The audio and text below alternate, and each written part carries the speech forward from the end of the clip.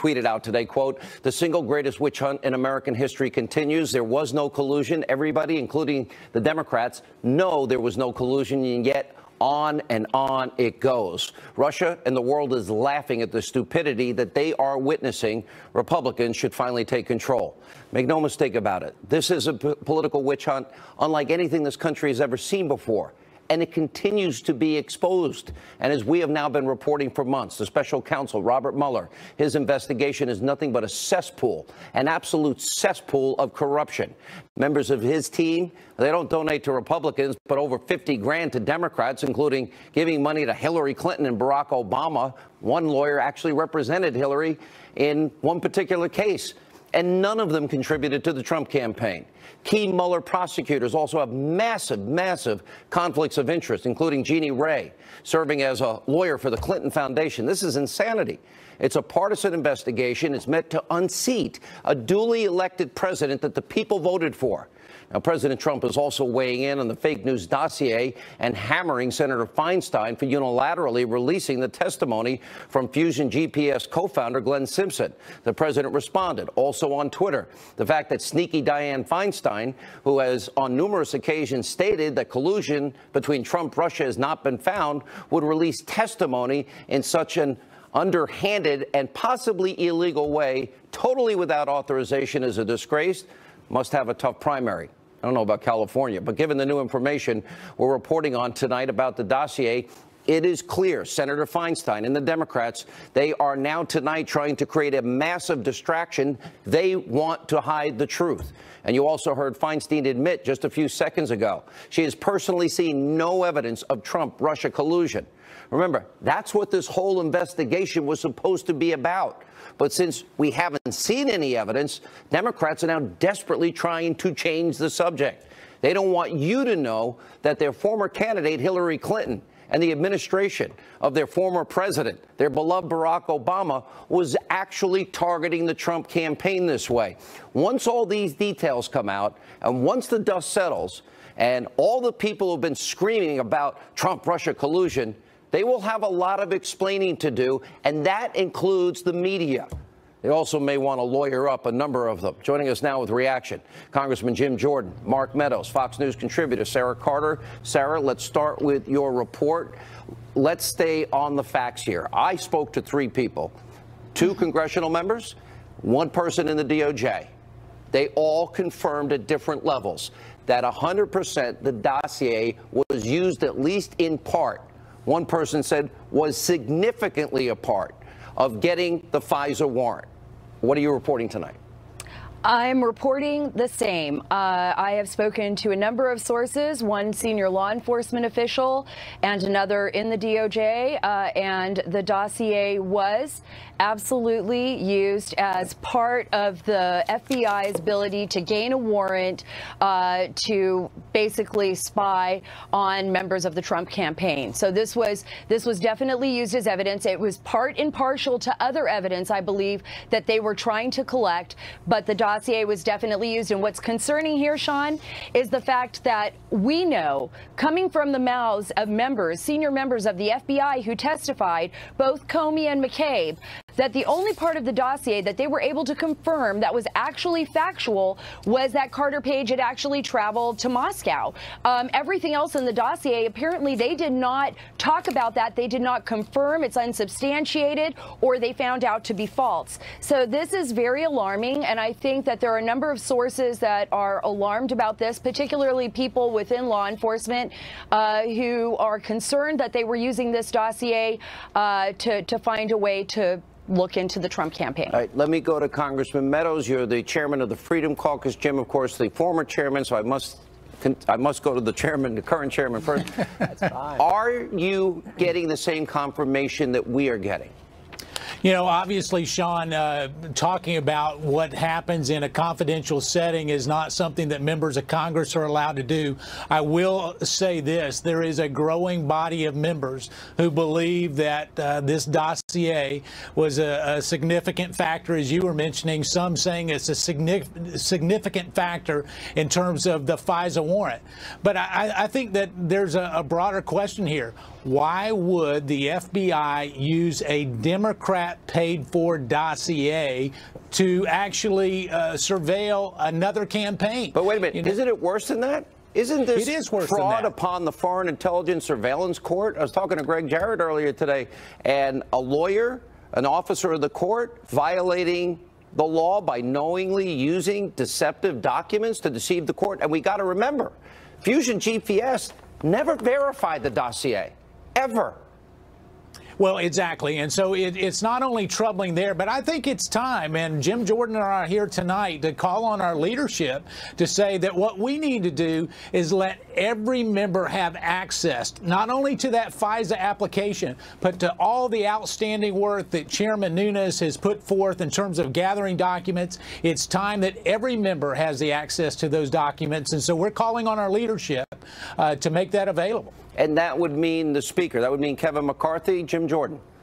Yes, I mean, Mark's exactly right. If members of Congress get to see this information, we think that the chorus will grow even more and say, now it's time to declassify this, make this public so the American people can understand once and for all what exactly happened. Remember, Sean, it's today, 1 year anniversary from when BuzzFeed first printed that entire dossier, that disproven, salacious, unverified dossier, as Jim Comey testified and said it was. 1 year ago today, they printed it. A year and a half ago that it looks like they used it to go to the FISA court to get the warrants. Let's make that available for members of Congress to see. If you look at the contents, what do you see? You know, triple, double, quadruple hearsay, none of which is reliable or even admissible in a court.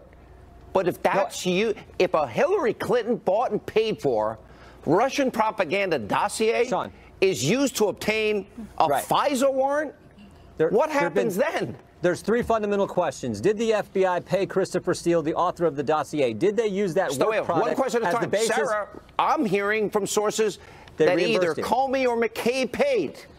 Do you hear the same? I'm hearing both stories, Sean, and that's why we have to verify this. We're hearing there's a possibility that they did pay. I'm hearing from other sources that they did not pay, and we need to clarify that. And that's a very important question, and the Congress should be asking this. All right, Jim, go ahead. Back to what's point number two. Sarah's right. That's why we want the documents. That's why we want the documents made available to members of Congress. We all have the same clearance.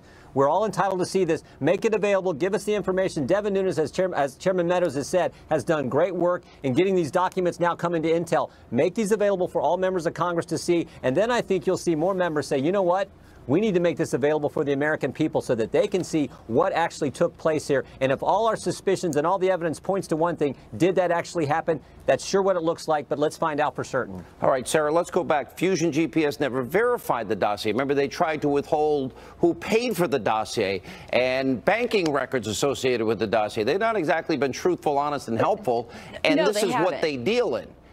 No, they haven't. And actually, it wasn't until October when the Washington Post first revealed that the DNC and the Hillary Clinton campaign had paid millions of dollars to Fusion GPS to basically go after this Trump-Russia collusion narrative. And that's when they hired Christopher Steele. And that's when Christopher Steele went back to some of his old cohorts, people that he had made contact with when he was a former spy in the FSB. And this is why these concerns have been raised. I mean, the Russians could have very easily, and according to my sources in the intelligence community, known right away that it was being paid for by the DNC and the Clinton campaign. They could have used it for their own propaganda purposes, and it appears that they have. And now what we're seeing is what was the amount of the systemic abuse? Was there systemic abuse with the FISA warrants? Is it just related to the Hillary Clinton campaign, or does this go beyond? And it would render anything they've got inadmissible. The media's been trying to sell this New York Times report. Greg Jarrett made a good point to me earlier today that in fact that it was the New York Times reporting that Papadopoulos mouthed off to some Australian diplomat that he had heard that the Russians had dirt on Hillary. That's not even admissible. That's like triple hearsay. Well, Sean, that's exactly why we need to go ahead and be transparent with this. Senator Feinstein started this yesterday when she released this whole Fusion GPS testimony. I say let's go ahead and release it all to all the members. If there's nothing that is of national security interest, then let's release it to the American people and let them be the judge. There is no collusion. There's nothing to hide, so let's get it out there. Jim? No, you're right, Sean. And this story in the New York Times a week and a half ago, this was laughable. 4 unnamed sources said, Wait a minute, let me just, I don't mean to interrupt. A guy in Russia tells a guy in London who tells Papadopoulos, who tells an Australian diplomat, who tells the FBI. Yeah, a 28-year-old shooting his mouth off in a bar. Now that's the reason they launched the Russian. It wasn't the dossier that we've been talking about for the last year. Come on, this is like pay no attention to the man behind the curtain. That is just a laughable story. We know what caused this. It's the stuff we've been talking about. I am hearing, and I'm just getting rumblings of this, that some of the details are beyond our imagination in terms of FISA abuse. Sarah Carter. Well, I see Mark Meadows is shaking his head. Are you agreeing, Mark? I am. I'm agreeing. You know, some of the things that will be coming out are so unbelievable that the FBI and DOJ would actually allow it to happen. And I would also say there are other agencies within the federal government. So we're over the target. We've been right all along. You're over the target. And let me just tell you, we're focusing in, homing in on that target. Well, and it's time now. We need to know the truth. Sarah, last word for you tonight. Yes, the American people deserve the truth. They need to know the truth. They need to be able to find resolution to this so that the administration and our nation can move forward and that they're not stuck in this for another year. And the media has been wrong the entire time. Jim, you're smiling. You have last comment. We'll give to you. Go ahead. We want to be fair. Sarah was great. Look, let members see it. Let members see it. I agree. And then let's just let the public see it. Exactly. I agree. All right. Thank you all. This is scary, actually, in a lot of ways. We will follow this every step of the way. When we come back, major federal immigration raids were conducted all across the country today, even in California. And the Trump administration says they're only getting started. Much more straight ahead. Would you be willing to sign an immigration deal that ultimately does not include funding for the border wall, or would that be a red line for you? No. It's got to include the wall. We need the wall for security. We need the wall for safety. We need the wall for stopping the drugs from pouring in. I would imagine that the people in the room, both Democrat and Republican, I really believe they're going to come up with a solution to the DACA problem, which has been going on for a long time, and maybe beyond that, immigration as a whole. But any solution has to include the wall, because without the wall, it all doesn't work. That was the president earlier today repeating his commitment to secure the border first. Many Democrats have now vowed to fight President Trump's efforts for secure borders, but that has not always been their position. Let's go back in the Hannity memory banks and look at some top Democrats and how they have flipped and flopped and flailed as it relates to the border and illegal immigration. Some of them even sound like President Trump today. Take a look. I voted numerous times when I was a senator to spend money to build a barrier to try to prevent illegal immigrants from coming in. And I do think you have to control your borders. Where it was necessary, we did support some fencing. Where it was necessary, we did add Border Patrol agents. We have done what by any fair estimate would have to conclude is a good job, quote, securing the border. People who enter the United States without our permission are illegal aliens, and illegal aliens should not be treated the same as people who entered the U.S. legally. The American people will never accept immigration reform unless they truly believe that their government is committed to ending future illegal immigration. The president's decision to end DACA was heartless and it was brainless. If this order stands, hundreds of thousands of families will be ripped apart. Tens of thousands of American businesses will lose hardworking employees. Those who enter our country illegally and those who employ them disrespect the rule of law. And because we live in an age where terrorists are challenging our borders, we cannot allow people to pour into the U.S. undetected, undocumented, and unchecked.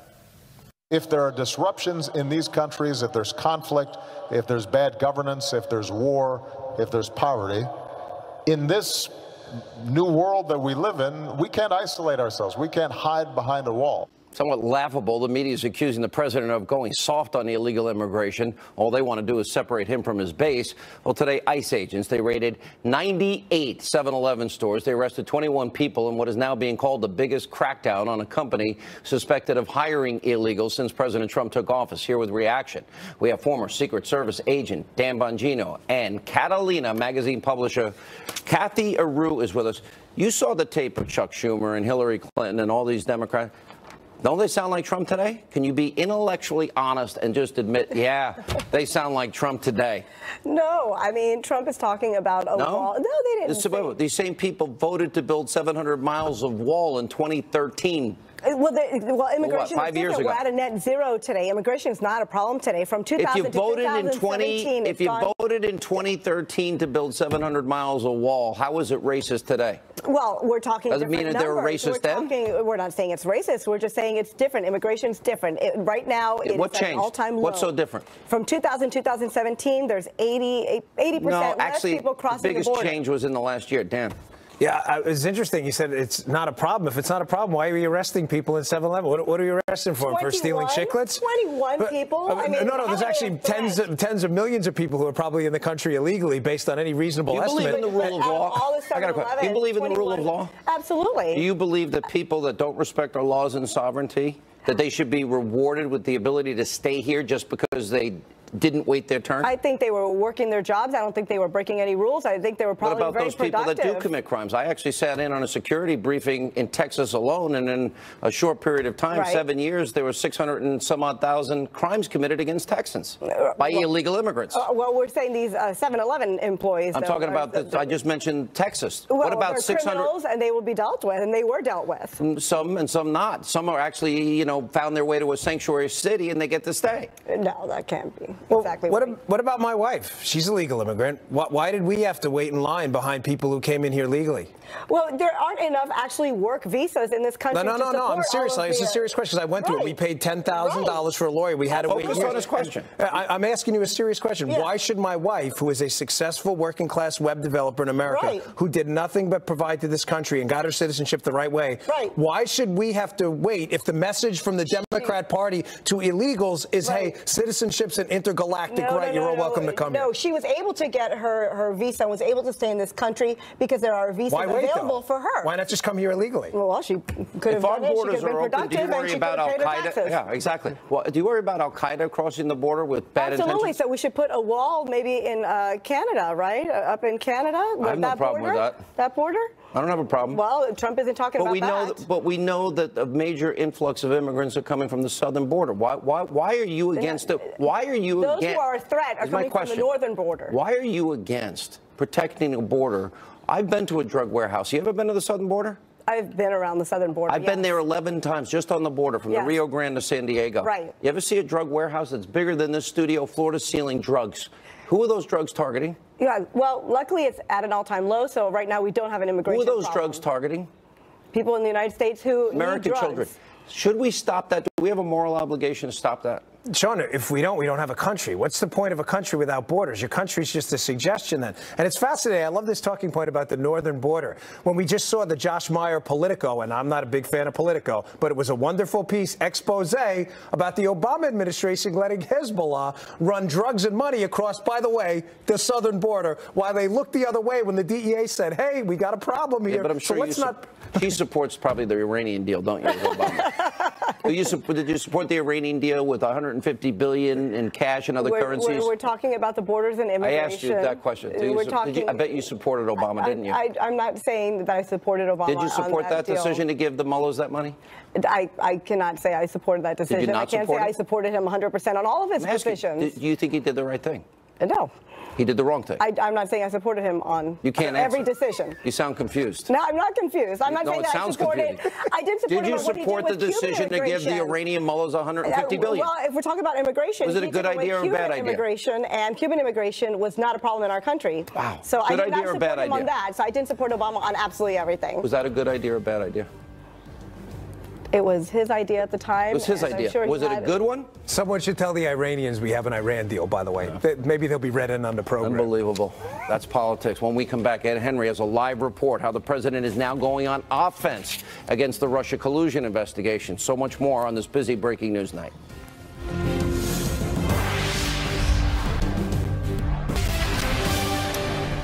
The president, he went on offense today against his critics in the phony Russia investigation. Ed Henry has a live report from the White House tonight with insight into the president's strategy. Ed, what's going on? Sean, good to see you. What the president's advisors tell me is that he's getting fed up about playing so much defense for so long. And so one day after his personal attorney, Michael Cohen, tweeted out enough is enough and filed those defamation suits against both BuzzFeed and Fusion GPS and its co-founder, Glenn Simpson, over what Michael Cohen called the phony dossier, the president started today tweeting about Democrat Dianne Feinstein leaking that transcript of Simpson's testimony.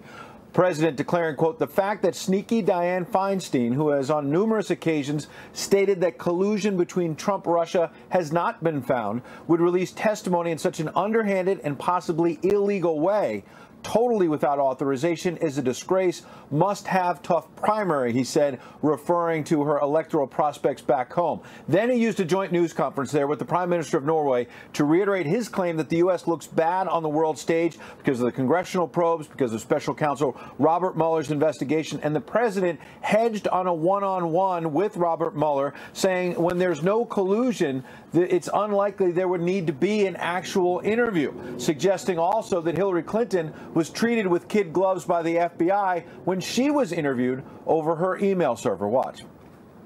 There is collusion, but it's really with the Democrats and the Russians, far more than it is with the Republicans and the Russians. So the witch hunt continues. But I will say this, I am for massive oil and gas and everything else and a lot of energy.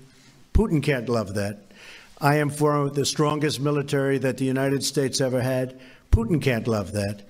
But Hillary was not for a strong military, and Hillary, my opponent, was for windmills, and she was for other types of energy that don't have the same capacities.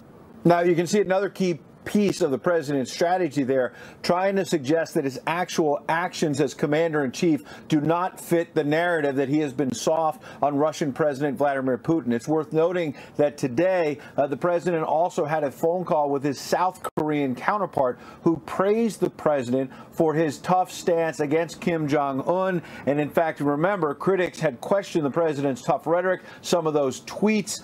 But now the dictator is saying that he's going to send a delegation to South Korea for the Winter Olympics. A thaw, perhaps, although it's still very early in that controversy as well, Sean. All right, great reporting, Ed Henry, live at the White House tonight. Thank you. And joining us now with reaction, Salem Radio. He's nationally syndicated talk show host Larry Elder, civil rights attorney Daryl Parks. All right, Daryl, let's put your attorney hat on for just a second here.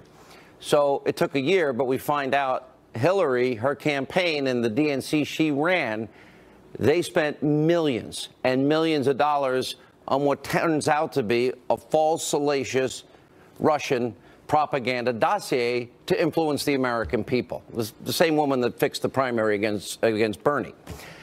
And not only that, we're learning today that, in fact, that dossier played a role, perhaps a significant role, in obtaining a warrant from the FISA court for surveillance of the candidate and incoming President Donald Trump and other people.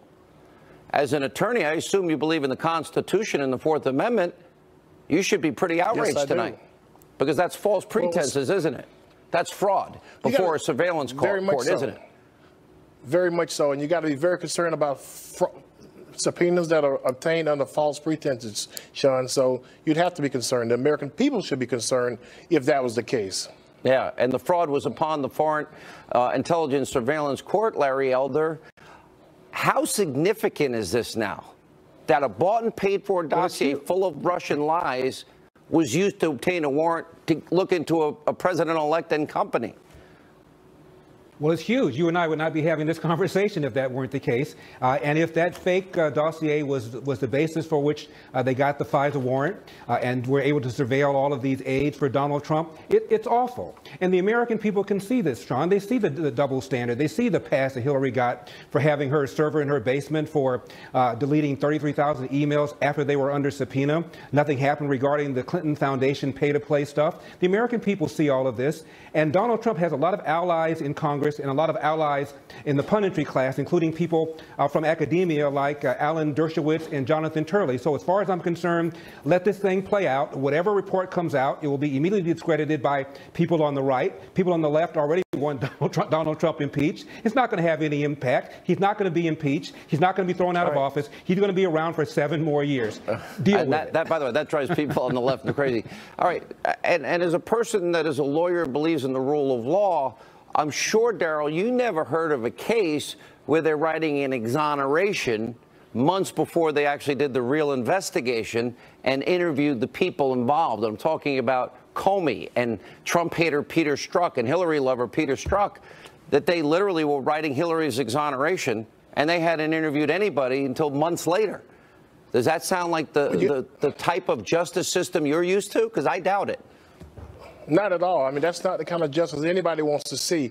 I think the American public is ready to see some closure to all these investigations very soon, and hopefully we'll get some closure very soon. And Daryl, you can say, so basically, Hannity, you're right, and I was wrong, and Hillary rigs everything. She rigs her elections. She tries to rig the general election with phony Russian propaganda, and she has her buddies Comey and Strzok rig her exoneration to keep her in the race and not thrown in jail. Larry, last word. I don't think she did all of this.